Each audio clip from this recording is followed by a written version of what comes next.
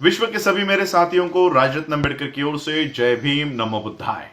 The बुद्धायन इस धम्मा के 15वें भाग में आप सभी लोगों का स्वागत है। कल के भाग में हम लोगों ने देखा कि बुद्ध अपना धम्म की प्रचार और प्रसार करने के लिए, धम्म की देशना देने के लिए सारनाथ में आते हैं और उन 5 परिव्राजकों को अपना पहला धम्मोपदेश देना शुरुआत करते हैं। और वो जो 5 परिव्राजक है वो बुद्ध से पूछते हैं कि आप हमको, आपका जो धम्म है ये हमको समझाइए। अब देखते हैं आगे।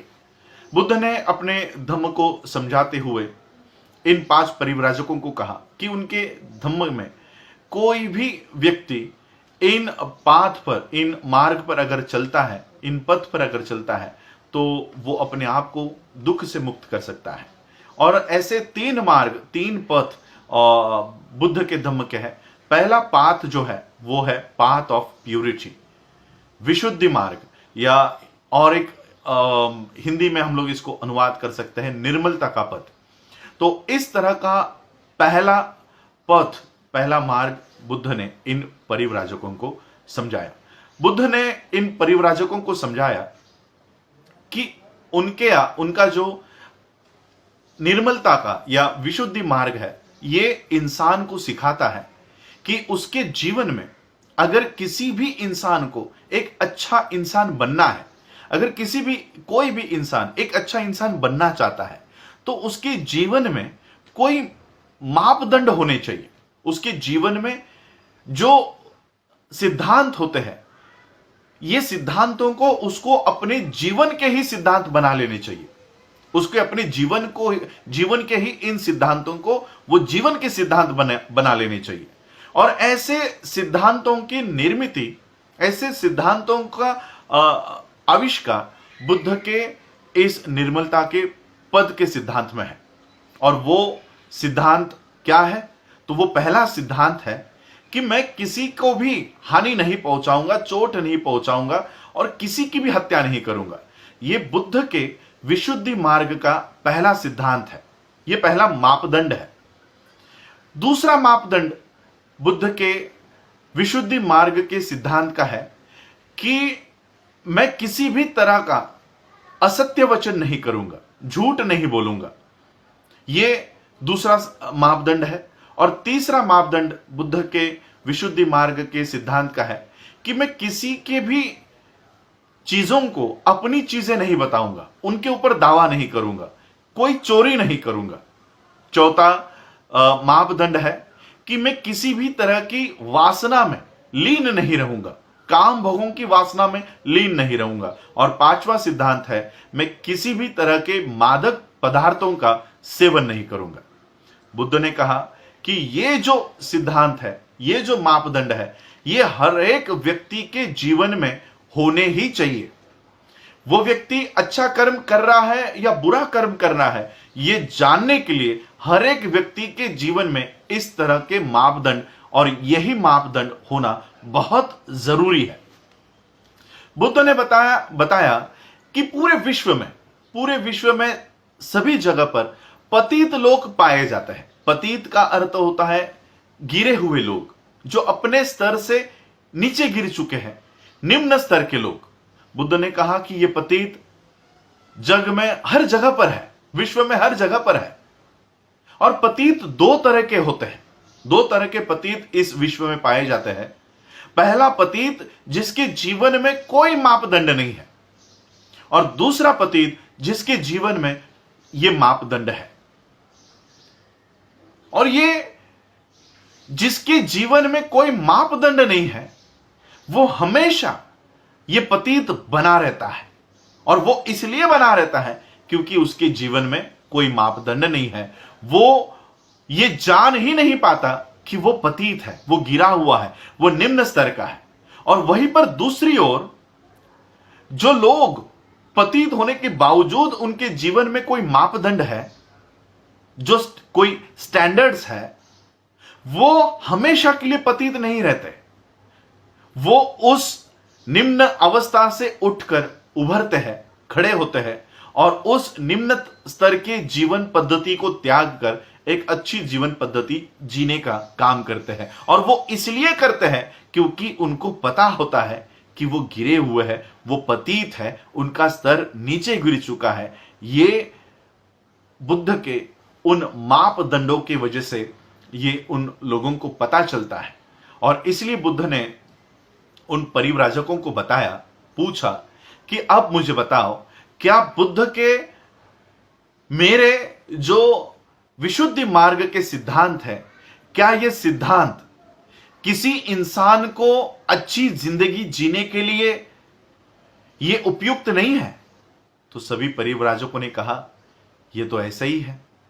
बुद्ध ने पूछा, अगर आपका जवाब हां है तो फिर मेरे मापदंड और मेरे विशुद्धि मार्ग का जो सिद्धांत है, यह सिद्धांत इंसानों को एक अच्छे स्तर का जीवन जीने के लिए ये उपयुक्त है, ये यूजफुल है। और इस तरह से बुद्ध ने अपने सबसे पहले पाथ ऑफ प्यूरिटी को, विशुद्धि मार्ग को, निर्मलता के पद को इन परिव्राजकों को समझाकर बताया। उसके बाद इन परिव्राजकों ने, बुद्ध ने अपना दूसरा मार्ग इन लोगों को बताया, द पाथ ऑफ राइटियसनेस, सदाचरण का मार्ग। बुद्ध ने बताया कि हे परिव्राजकों, इस मार्ग के 8 अंग है। इस मार्ग के 8 अंग है और ये 8 अंग मिलकर ये मार्ग बनता है। इसका सबसे पहला अंग है इन 8 एलिमेंट्स का, इन 8 घटकों का सबसे पहला घटक है सम्मा दिट्ठी। सम्मा दिट्ठी यानी सम्यक दृष्टि। सम्यक दृष्टि को बुद्ध ने समझाकर बताया कि मानो जैसे ये पूरा विश्व एक बहुत बड़ा कारागृह है, जेल है, कारावास है। एक ऐसा कारावास जहां पर अंधेरा है, पूरा ये जो कारावास है अंधेरे से भरा पड़ा है। और उसके अंदर जो ये इंसान है, ये पूरी तरह से अंधा हो चुका है, इसे कुछ दिखाई नहीं देता। और वो इतना अंधा हो चुका है कि उसको पता ही नहीं चलता कि वो इस कारागृह में एक कैदी के रूप में जी रहा है। और वो ये तक भूल चुका है कि उसके पास आंखें हैं और प्रकाश नाम की, लाइट नाम की कोई चीज भी होती है और वो प्रकाश पा सकता है। ये भी वो कारागृह में रहने वाला कैदी भूल चुका है। और इस प्रकाश पाने का एकमात्र साधन है और वो है आपका माइंड, आपका मन। आपका मन ही एकमात्र साधन है जो इस लाइट को, इस प्रकाश को अपने अंदर ला सकता है।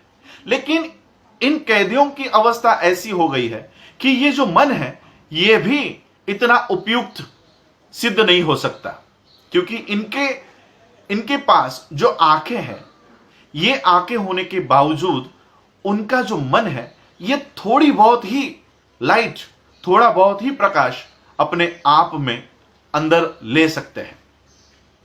बुद्ध ने बताया, लेकिन इन हालातों में भी निराश होने की कोई जरूरत नहीं है।